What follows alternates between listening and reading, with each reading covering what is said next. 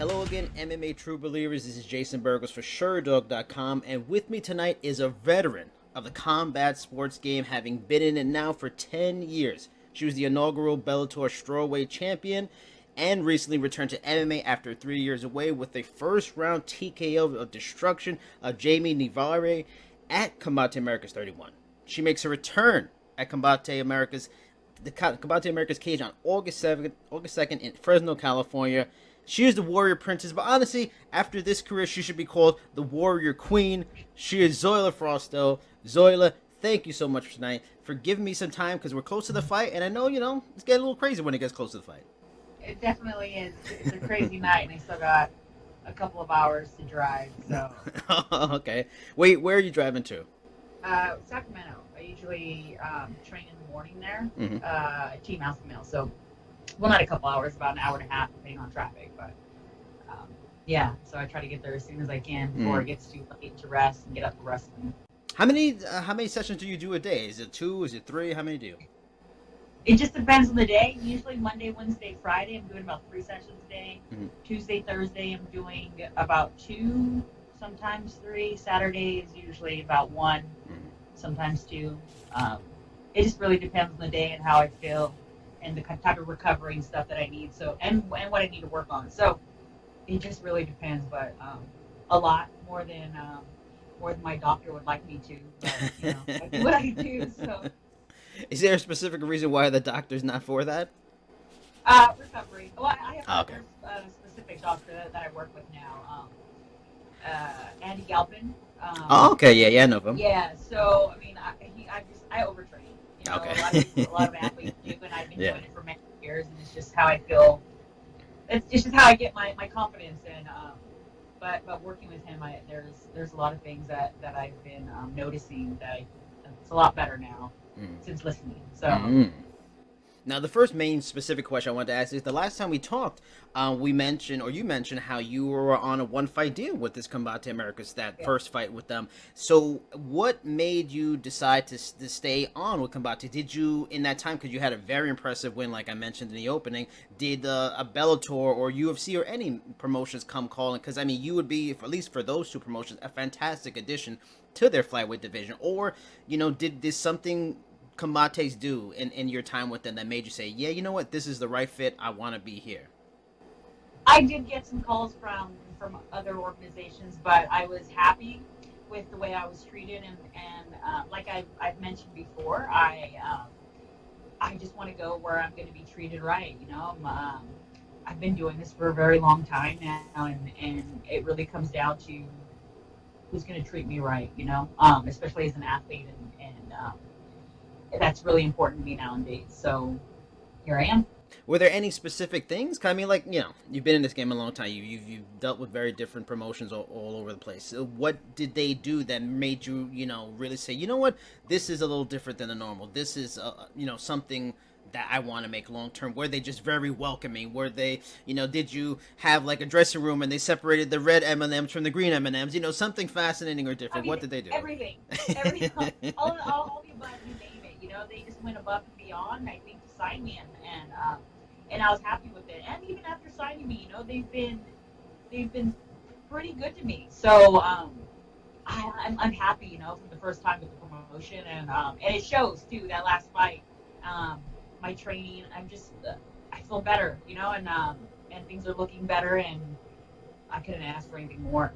Now, is it, hopefully you can give me some specifics, but is there a term in terms of how many fights and how many years? Can I get any of that information? Yeah, 5 fights. So, all right. there for a while. Very nice, very nice. Now, we also talked about in our last conversation, part of the reason why you kind of soured, or so to speak, on MMA was just what you were getting offered pay-wise from some of the promotions. It's hard enough, for female combat athletes to get fair wages compared to the men. It's kind of ridiculous. Is this deal maybe one of the best deals you've ever gotten in your career, or maybe the best, at least financial-wise, deal you've gotten in your career so far? I wouldn't say it's the best, but from what I've been getting offered lately, it's by far the best. Mm-hmm. Yeah. Now you haven't fought since February. You were supposed to, I think, fight in May, and the fight was canceled. And now you're fighting. Now, can you talk about what happened that the fight got canceled, and now you're not fighting all the way from February to August? Well, at first it was April. I was supposed to fight in April in LA. They couldn't find somebody soon enough to get me on that card in April, so they pushed it to May. We were supposed to fight in May in Stockton, and the week before the fight, my opponent got hurt. From what we were told, so there wasn't really much we could do about it, and not only that, but we couldn't find somebody that fast. So right after that, it was like, okay, well, what's next? What can we get her on next? Can we get her on Peru? Can we get her on Texas? Can we get her on? They were just trying to get me on the next card, but Okay. it was getting really hard to find opponents that soon. Most fighters want a full training camp for me. Right. So it was just really hard to find somebody, and so they said that they're going to Fresno in August, and if I wanted to wait, and I really didn't want to wait, but they asked nicely, and I was like, okay. Now, like as I mentioned, you haven't fought since August, and all these different things happen. The fights couldn't be made, the logistics, people getting injured. How frustrating is that? Because I talked about before, you came back after a long time away. I know you were doing kickboxing and other things, but a long time away from MMA. Fantastic performance. Obviously, I'm sure you want to get right back in there. Is it frustrating? Is it not just on a competitive level? You have a new contract. You want to make that money. Is it like, Jesus, I just want to get back in there and fight? How frustrating is it? I can't put it into words how frustrating it is. Many fighters that know, we live off of those paychecks. So, and especially the level that I'm at, I fight full time, so, and then being ready to go and finding out the week before that I'm not going to get paid, and I put a lot of time and money into my camps now, especially the level that I'm at. So, Yeah. I found myself in a little hole, and I was like, what the hell am I going to do? So it sucks. It really sucks to be in that spot. So it was really frustrating, but August comes around pretty soon, and did the Combate at least offer kind of show money, or maybe is that why they were really trying to push hard to get you on a fight soon because they couldn't?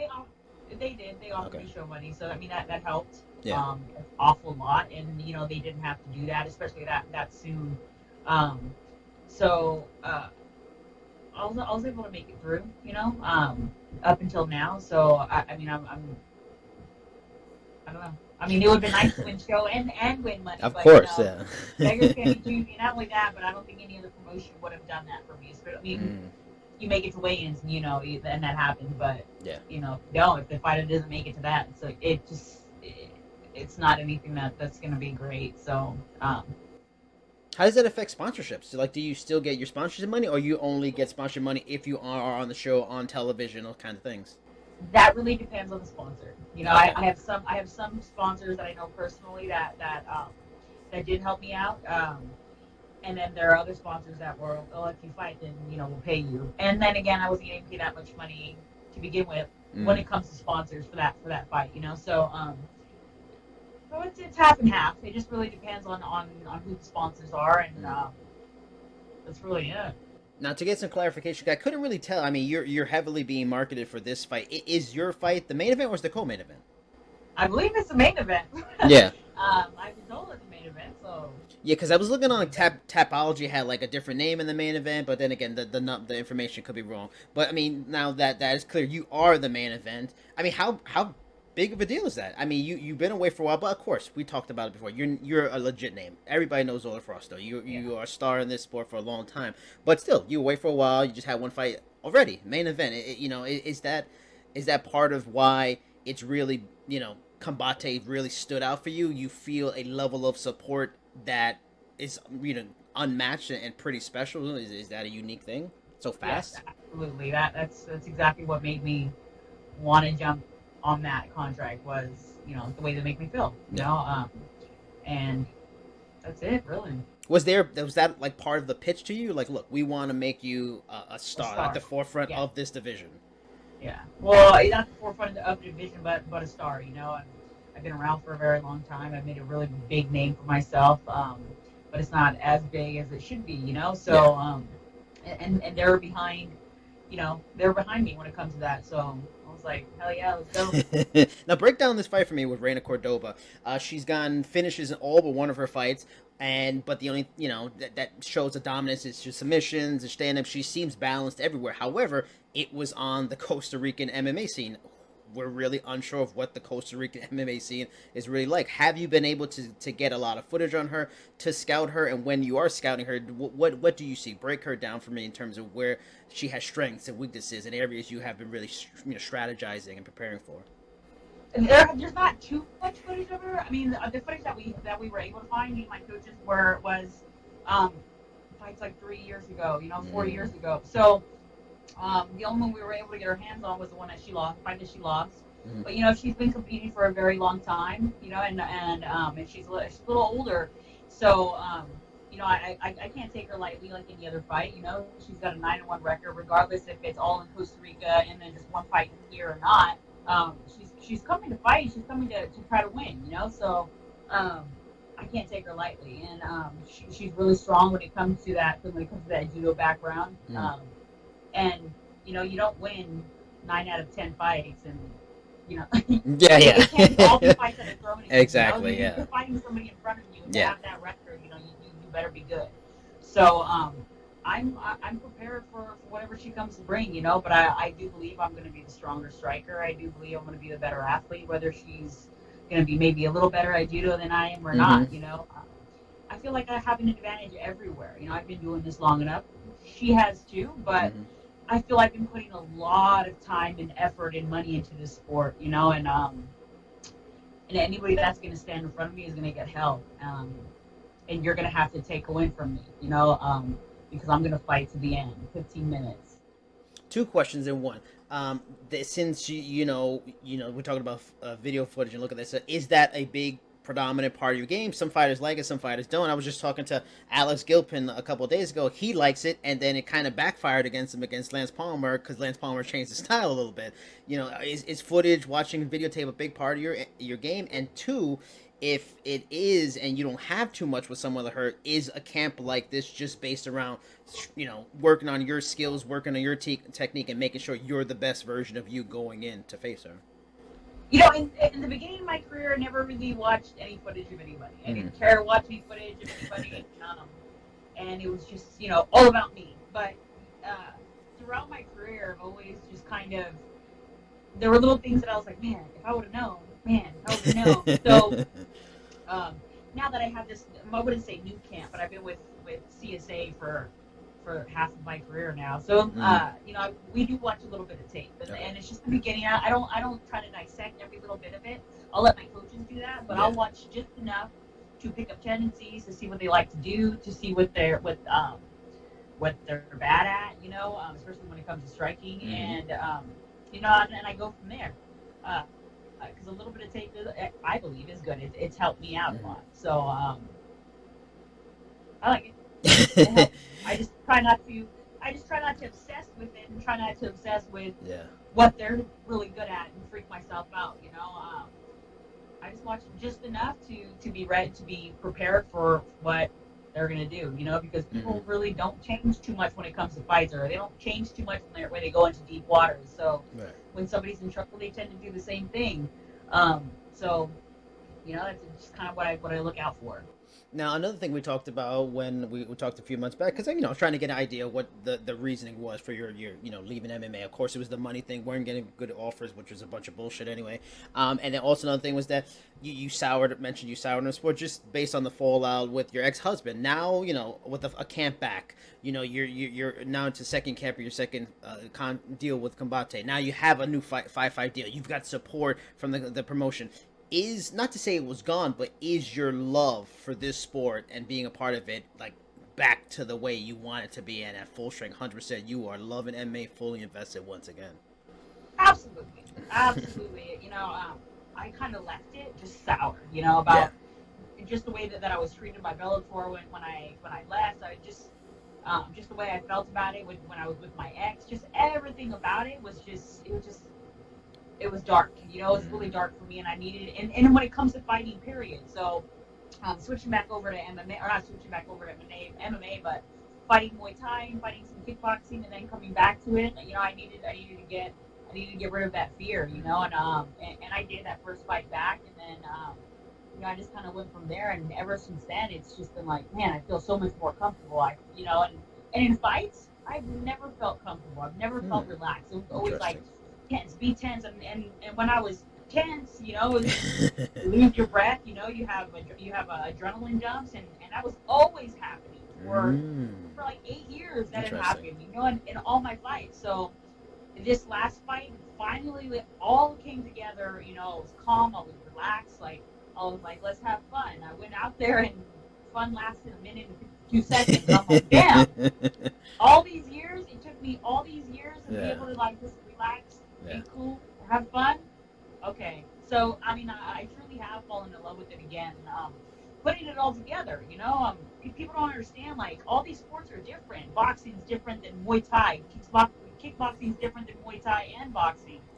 Wrestling is different. Like everything is different, and when you put it all together, it's completely different too. Yep. So, I'll see a lot of Muay Thai fighters watching MMA and like, well, you shouldn't be doing that in striking. Like, you don't understand what when somebody's threatening to takedown. Mm-hmm. Everything has to change, and being able to put that all together with the coaches that I have, like Darren Winoyama is an amazing MMA coach. He's been around forever, and he's helping putting that all together for me. Kirian Fitzgibbons. Alex Munoz wrestling from Team Alpha Male. Like Uriah Favors helped out a little bit. Anytime that I've gone out there, like all these coaches just putting it all together for me because it's MMA. It's not just kickboxing. It's not just boxing. It's not just wrestling. I'm able to put it all together and putting it all together. Mixed martial arts. It's I found love in it completely.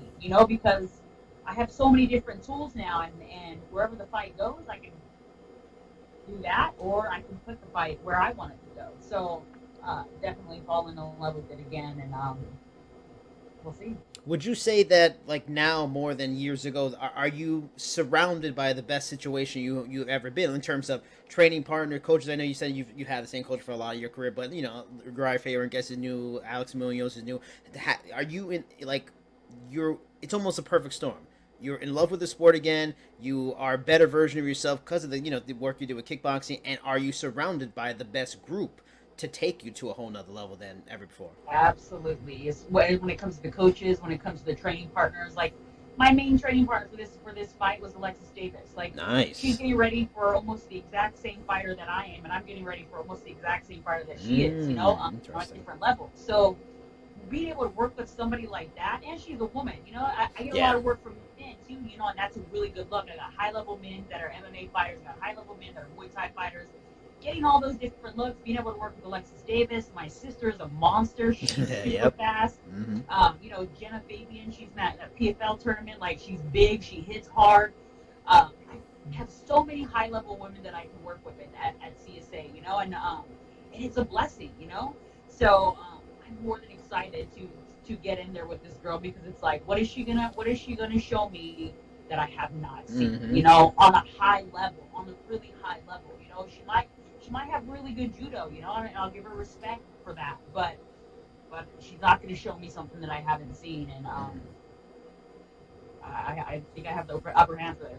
Now, you mentioned having fun, and you mentioned Kirian Fitzgibbons. I follow you on Instagram. I love watching the videos where you're working with him, and I've seen the videos where he's working with other high-level, talented fighters. Talk to me about, what influence he's brought into your striking. Is he how long have you been working with him? Like, what's the influence, and how has he helped to take your evolve and mature your striking to all new levels? I think it's been a little over 5 years now since I came here, mm-hmm. and before that, people called me a striker because I was just an explosive athlete. Mm-hmm. I did start with Muay Thai with Jasper Tayaba in Fresno, but as far as striking goes, I didn't, or MMA goes, I didn't know any wrestling. I didn't know any jiu-jitsu the first 3-4 years that I started. So it was just trying to be athletic and get up again, And then when I fought Misha, it was like, I don't know what the hell to do. I don't know this wrestling stuff or this stuff. Yeah. So it was just all weird to me. And back then it was like throwing 1 or 2 strikes. And I was, those strikes were really hard. So, girls were would back away from it. And they were kind of scared of it. Mm. Being able to work with Kirian, just how he is as a coach, and he's I don't know, he's just an amazing coach when it comes to women, because we're a different type of animal than men. You know, we're emotional creatures. You know, especially high level athletes. We're a little crazy. You know, and there's fear, there's doubt, and then we're confident one day, and then the next day we're just like, you know, beating ourselves up. And no matter how great you are, you know, and being able to work with Kirian Fitzgibbons has been amazing for my career. You know, as far as striking goes, dealing with certain fighters, dealing with certain things outside of the gym. He's just been amazing for my career, and it's showed. You know, ever since I got to CSA, I think I'm 7-1 now, including Muay Thai and kickboxing. But you know, leaving Ohio, I think I was like 1-4, and then getting to CSA, it was like 7-1. So you know, there's a lot to be said about that, and I'm like, Kirian Fitzgibbons has been amazing for my career and for my life, you know. So it's just good. It's a good fit for me, and on top of, you know, Darren Oyama is my MMA coach, and has been amazing for my jiu-jitsu, my wrestling, and putting it all together. So you know, I can't complain, man. I'm in a really good spot. What makes Kirian's like teaching style unique? Because just by chance, I've happened to talk to a lot of fighters that work with Henry Hooft. They always say Henry Hooft really simplifies it. It makes it easy, understandable, and it just connects super well with these guys. What makes Kirian's kind of teaching style unique? Because I'm sure you've dealt with different striking coaches. What makes him different than the other ones? Pretty much the same thing, you know. He says it in a way that it does click. He says it in a way that I can understand it. You know, I've worked with other coaches, and I've had other great coaches as well. But for whatever reason, I connect well with Kirian. You know, but yeah, it's just the way that he says things, the way that he explains it. It comes out to me. So I don't know. Now, I always like to end the interviews just to learn more about the subject and the fighter, and so, you know, people who are watching, fans of this, can learn a little bit more about the fighter, something they don't know about the fighters. Like what are your personal passions away from fighting that has nothing to do with fighting? Because I see the Instagram, you're in there training all the time. So on those rare occasions you're not training, what do you like to do? Do you like to stamp collect? Are you a big fan of, you know, cooking shows? Are you a big fan of outdoor shows? Do you like to fly kites? Are you, you know, what do you do that would make people say, Zoila likes to do that? I didn't expect that. I like to shoot. You know. Okay. My first love is my family. They're the most important thing in the world to me. So any chance I get to see them, I go and see them. But other than that, man, I love to shoot. Like the adrenaline that I get from it. I just bought a Glock, and I love that thing. That's my baby for sure. So. Is there anything you do, like any kind of competitions? Did you ever, you know, is there like connection, like maybe you thought about law enforcement, the military back in the day, and there's a connection from that? Like what makes you into that? Man, I've been around law enforcement for a long time. All my family is in law enforcement, and I've always thought about it, but I've been so deep into my career that it's like, no, maybe later, maybe later, you know, and I've done so well with this that I just, you know, I haven't done it. But it's always intrigued me, you know. So, but yeah, I've always been around guns, and now that I have one, I'm like, I love it. I take a lot of like gun courses as well, but no competition yet. Just my life is surrounded by fighting, you know, and I like to keep that way until I retire. So, the shooting is just a hobby for me.